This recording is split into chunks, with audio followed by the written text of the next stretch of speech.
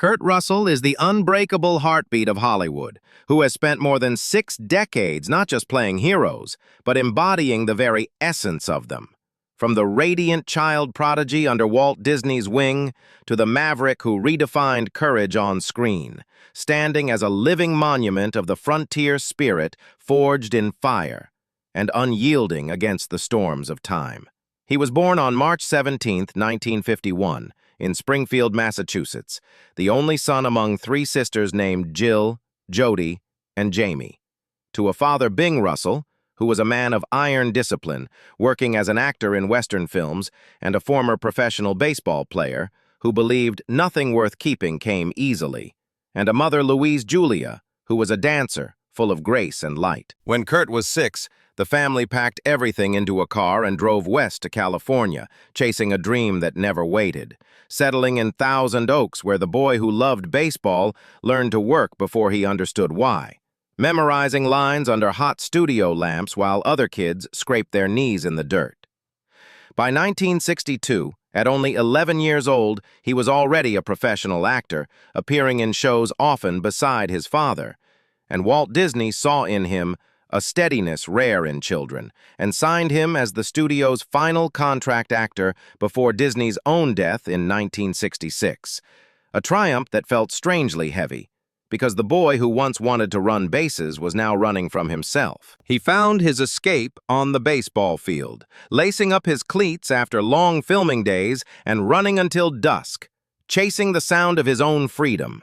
But fate had already written his script, and that gentle rebellion against fame couldn't last. By 1969, at 18, he joined the California Air National Guard, craving something real, like structure, grit, and purpose. Learning in that gray uniform and cold mornings that endurance was its own kind of wealth.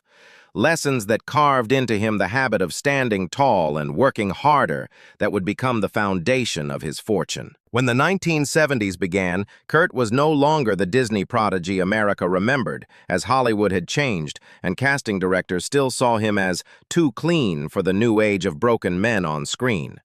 And then baseball, his one refuge untouched by fame, was stolen when he joined the California Angels minor league system, only to suffer a torn rotator cuff that ended his career with brutal finality.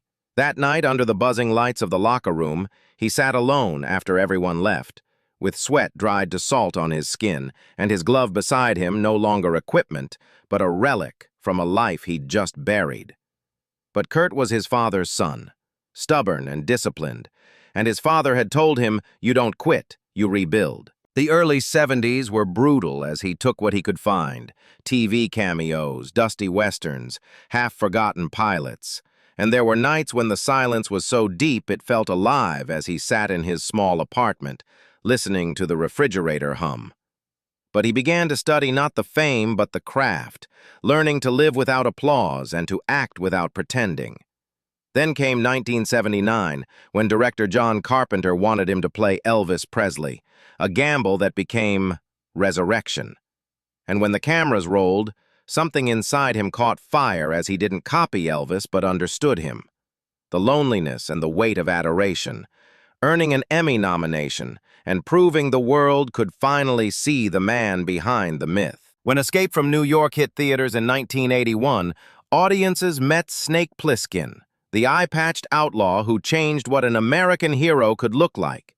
But behind that swagger was a man who had spent 20 years trying to escape his Disney past. Then came 1982, and The Thing with John Carpenter, meant to be his resurrection, but instead becoming his crucifixion, as critics called it vile, and the studio lost nearly $20 million, making him box office poison overnight. And he sat in the dark theater after the premiere, watching his own name vanish from the screen faster than the audience left their seats. He disappeared for a while to rebuild, and though time would prove him right as The Thing and Big Trouble in Little China later became cult empires, earning quiet royalties that still pay decades later, the 90s became his proving ground with Backdraft, Tombstone, Stargate, and Executive Decision. Working 15-hour days, 6 days a week, his shoulder long broken from baseball, screaming with every stunt. Winning not by noise, but by nerve and outlasting those who only chased glory. Yet even at his height, no golden statue ever called his name, no Oscar or Globe, and he watched peers rise, win, and fade while he remained steady and quiet, bearing it without bitterness because recognition fades but work doesn't. At his peak, he earned between 10 and 15 million per film, his fortune not a windfall but a wage earned through exhaustion. And by the early 2000s, when he became too classic for the new Hollywood, paychecks shrank from 15 million to 3. But he never chased what was gone, instead reinventing himself with The Hateful Eight, Guardians of the Galaxy Volume 2, and The Christmas Chronicles.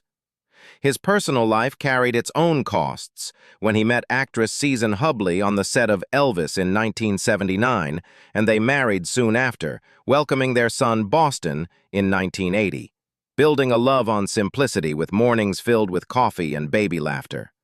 But by the early 80s, success became an impatient guest, as Kurt's career soared while Susan's roles dwindled, and the balance between ambition and affection tilted quietly out of place, until phone calls turned brief and dinners shorter. In 1983, after 4 years of marriage, they signed divorce papers on a quiet afternoon with no shouting or broken plates, just two tired souls letting go. And Kurt made sure Susan had the savings and stability to start again, signing without lawyers and saying calm was worth more than ownership. Life brought grace when he met Goldie Hawn again on the set of Swing Shift in 1983, both of them having walked through their own tempests, with Goldie twice married and twice heart-wounded, raising 2 children, Kate and Oliver, with fierce independence. And when they reconnected, the air between them was strangely still, as if time had been waiting for this scene. Their love began not with vows, but with action. Coffee and mismatched mugs, carpool chaos, construction dust, and laughter spilling through unfinished rooms. And Kurt moved into the house Goldie was renovating, where he never tried to replace the father of her children, but simply became the man who showed up, fixed doors, made breakfast, and stayed. When their son Wyatt was born in 1986, the home that once echoed with doubt filled with baby laughter and the smell of Sunday pancakes, and Hollywood watched with raised eyebrows as they kept no wedding and no contract, proving that a piece of paper won't make us stay, but love will. Through the 80s and 90s, as their love deepened, so did their legacy, with Kurt's acting fees rising from $2 million per film to nearly $15 million by the end of the 90s, while Goldie's producing ventures added millions more. And they invested not in extravagance but in endurance, purchasing their Rogers Mountain Ranch in Colorado for under $1 million that appreciated nearly tenfold before they sold it, and their Pacific Palisades home, bought for $4.1 million in 2004, that quintupled in value over time. Even the cult films that once flopped now stream across platforms, bringing in more than $1 million annually in residuals.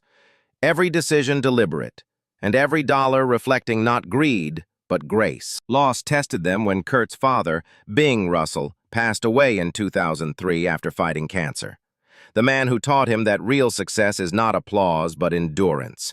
And Kurt didn't cry in public, but drove out to the ranch alone and stood in the stables for hours, later saying it felt like the ground went with him. 15 years later, his mother Louise passed after a century of grace, reminding him that even the longest lives end not in tragedy, but in peace. And over the years, more faces faded, including friends like Patrick Swayze and Robin Williams, who left the stage too soon. And even John Carpenter retreated into quiet, no longer filming or dreaming with him. In 2021, doctors told Kurt it was time to stop, as his hip, worn by years of action scenes, had reached its breaking point and needed surgery. And when he woke hours later, the first thing he asked was whether the doctor said he could still ride, with Goldie smiling through tears, saying, "Maybe not today, but soon." Then came rumors about rare syndromes and sicknesses that could end him. But Kurt never answered, choosing silence while Goldie shielded him and their family closed ranks, and he recovered at their Colorado ranch in the rhythm of real life, with sunrise coffee, short walks, and the smell of pine returning to his lungs. Today, at 74, Kurt Russell stands not as a man chasing the light, but as one who has learned to live beautifully in its afterglow, his net worth estimated between $100 and $120 million, while his combined fortune with Goldie surpasses $200 million. Owning the Pacific Palisades residence purchased in 2004, spanning over 6,300 square feet, with white French doors opening to courtyards filled with eucalyptus and a turquoise pool. Kate and Oliver Hudson remain constant presences, both referring to Kurt as Dad, and their son Wyatt, born in 1986, has carried forward the Russell name. And when Kate Hudson received the Pioneer of the Year award in 2025, she turned tearfully toward the crowd, saying she wanted to thank her mom and her pa for being an example of true love and commitment, calling Kurt not her stepfather, but pa, as the audience rose to applaud. Together with Goldie, Kurt remains the backbone of Mind Up, the program that now reaches over 6 million students across 26 countries, working behind the scenes, greeting donors, and quietly funding new programs, also supporting Wings of Hope and Women's Cancer Research Foundation. Their giving becoming a way of life not to be seen, but to serve. With over 70 films, 90 million in lifetime earnings, and a reputation untarnished by scandal, Kurt Russell has built an empire not on excess but endurance, dividing time between California's soft coasts and Colorado's silent peaks, where mornings begin with gratitude, herbal tea for her, and black coffee for him, with long walks before the world intrudes, and grandchildren visiting often with their laughter echoing through hallways. After half a century of fame, heartbreak, and rebirth, Kurt Russell's greatest masterpiece isn't a film or a fortune, but a life that fits him perfectly. A life of earned silence, steady hands, and love that outlasts applause, proving that strength doesn't roar but breathes, and legacy isn't what you leave behind, but what still stands when the noise is gone.